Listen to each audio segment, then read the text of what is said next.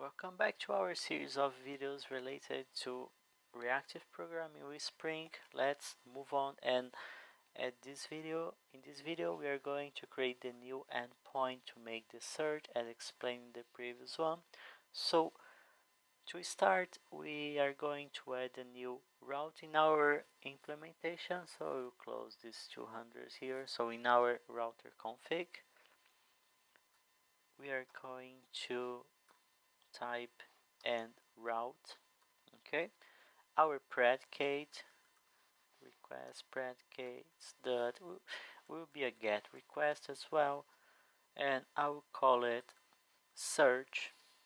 And for this one, the handler, I want something like this.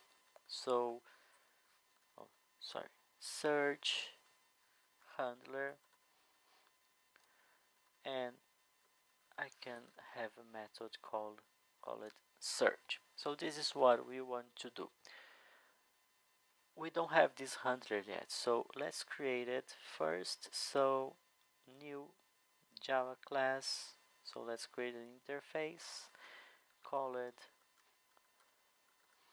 search handler, and this interface is going to contain one single method, will be public flux. Just double check here. Okay, should be a server response. So server response, call it search, and get a server request. So this will be our method. Oh, actually we don't need to declare the public on interface. Cool. And then we'll need to have implementation for it. So we're going to create a new Java class, call it search handler. Oh, sorry, impo. That will be implement our search handler. And we need obviously to override the method. Let's wait a minute before implement this. Let's come back. Oh, let's only just annotate this with the service annotation, and then we can come back to the router config and provide these dependencies as well. So search handler,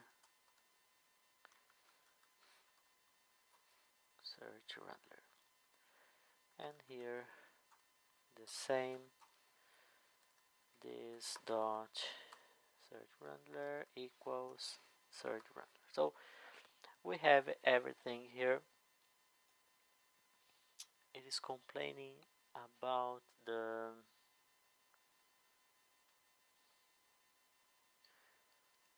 response here. Okay, actually is not a flux, needs to be a mono. Even though we are talking about a string of data, but this mono there is going to contain the flux string. So at this time the router function and this search interface, it contains only one channel, so that's why we need to just add mono here and not a flux. So we need to replace this as mono. As long as you see the implementation here of the search method, you understand better what is happening. So now it's not complaining anymore. So we have our handler to be called here when we reach the endpoint search. Okay, I can close this.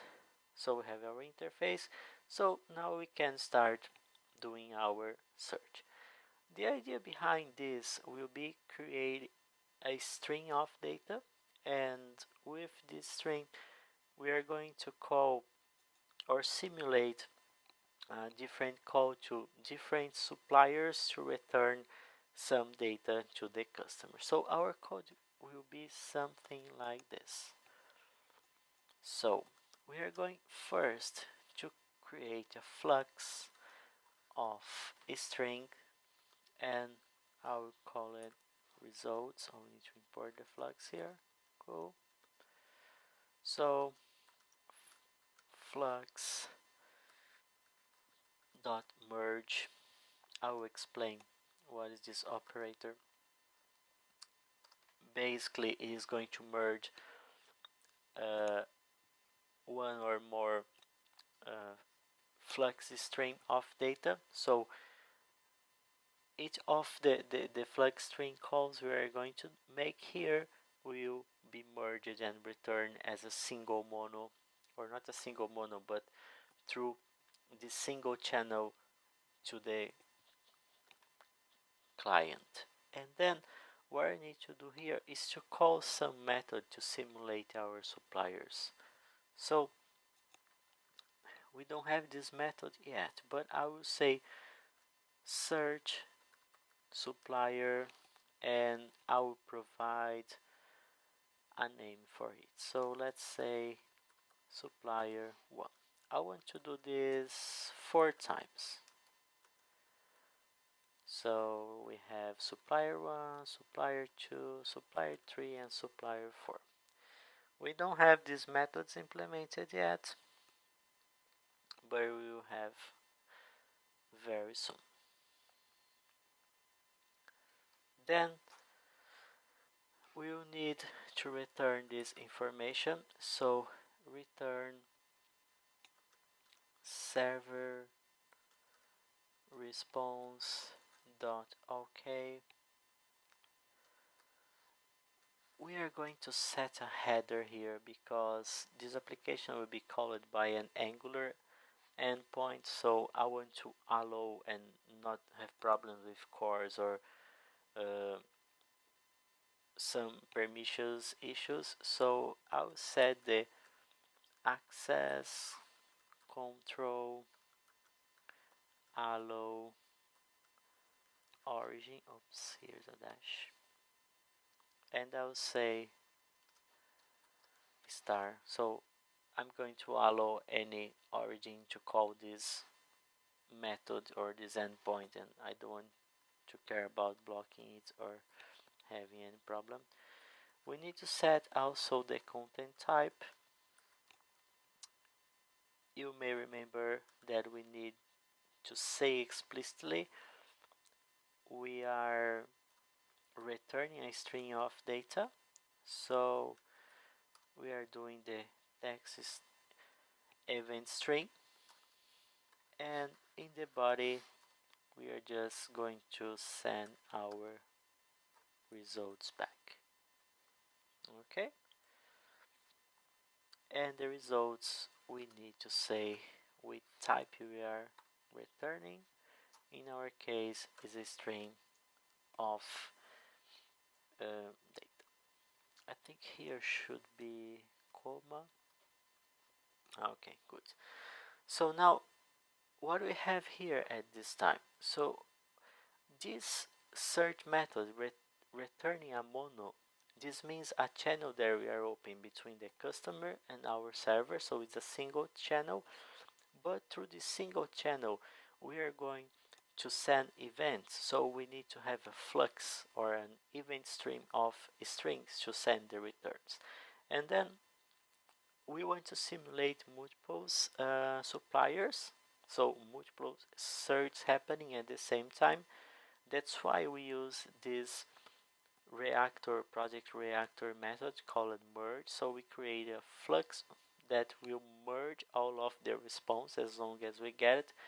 And here we are going to implement 4 different uh, event streams searches.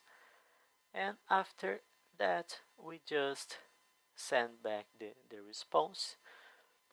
As I said, setting this header to allow any request from different servers, because our Angular application is going to make calls from a different domain, so I don't want to care about it now.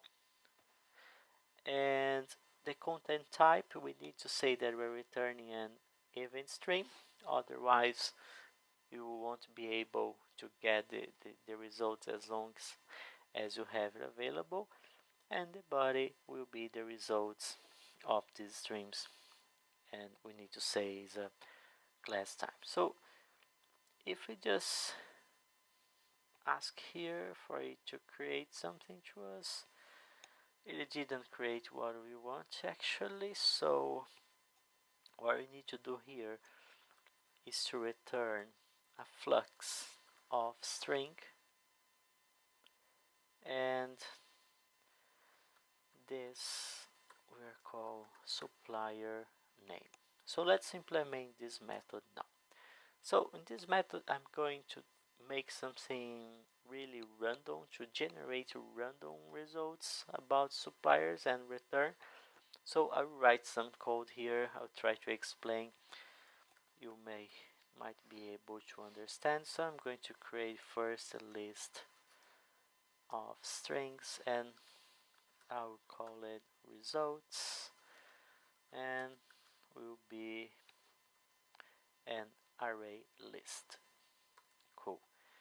Then I'm going to create a for loop, int y equals 0 equal lower than 5.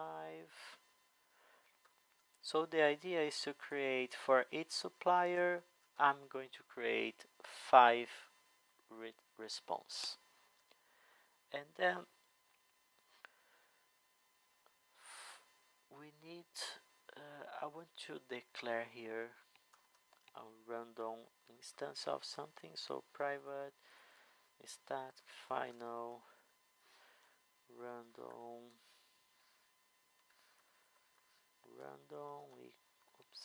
random equals new random. We're going to generate some data here in the for loop. So for each iteration I want to calculate a value for this response. So I'll just say here double, so random value equals, I would say 10 plus 99 minus 10 times random dot next double. So basically what this line is doing is to generate a value between 10 and 99. That will be our sample value for this response. This value random, there's a lot of decimals, so we need to limit this in 2 to represent some monetary, some currency. So let's do this conversion with the big decimal. So big decimal value, we can do a big decimal dot value of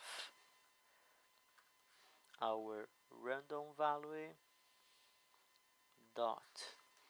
So we're going to set a scale for it, a scale of 2, and we say big decimal dot round, or not up but half up. Cool. So we are just rounding this value for 2 decimals place, and then we add to our results dot add. So we're going to concatenate our value plus, so we'll include a dash in between, and the supplier name. Okay, so we're going to create strings with a value and the supplier name, and then we want also to make this happens in different times to represent our our search in a really random way. So we can do this with the project reactor with the flux. It's what we're going to do now. So we can do this with this flux dot interval, and then I'll say here duration of millis. This millis will be a random value.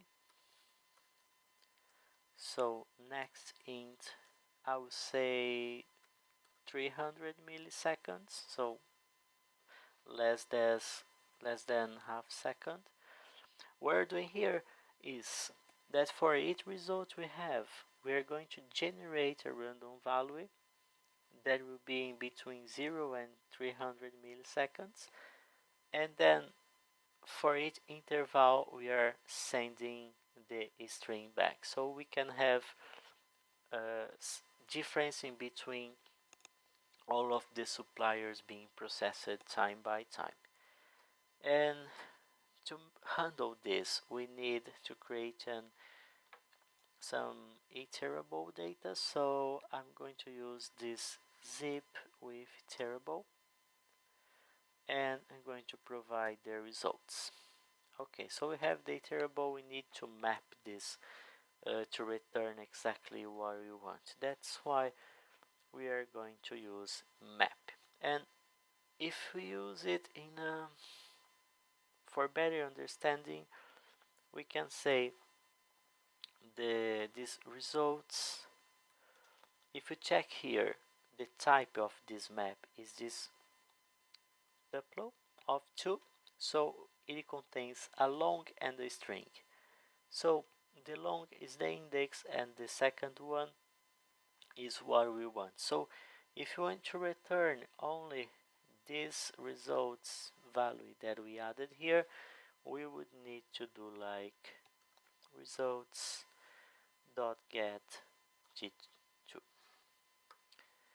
But there's a better way to do this that consists basically in call directly this tuple2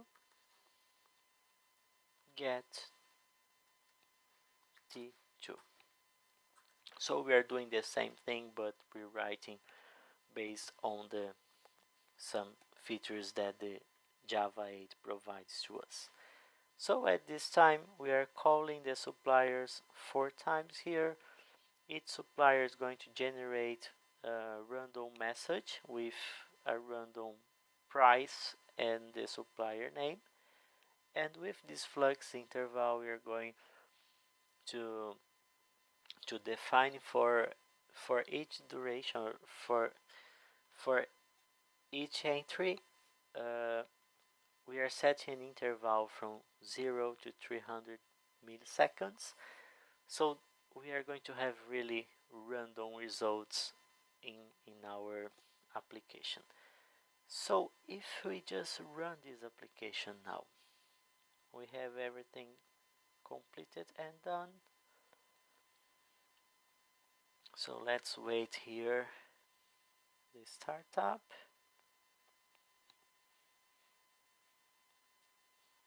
and then we can hit this search endpoint and see what happens. So it's still starting. Okay, started. Let's open our browser, hit the search endpoint and see what happens. Look how interesting is this. So we start getting the data in a really different order. So here we had like supplier 1, but the supplier 2, 4, supplier 2, 3. So we get the data as long as we have it, and all of the entries in an interval of 0 and 300 milliseconds, and you see that we don't need to wait. Is a string search really similar to the skyscanner I showed you the previous video. Okay, so now we have this endpoint. What we're going to do next is more front-end stuff. So the idea is to create a simple Angular 7 application and consume this endpoint and display the search in a more proper and fancy way. So see you in the next video.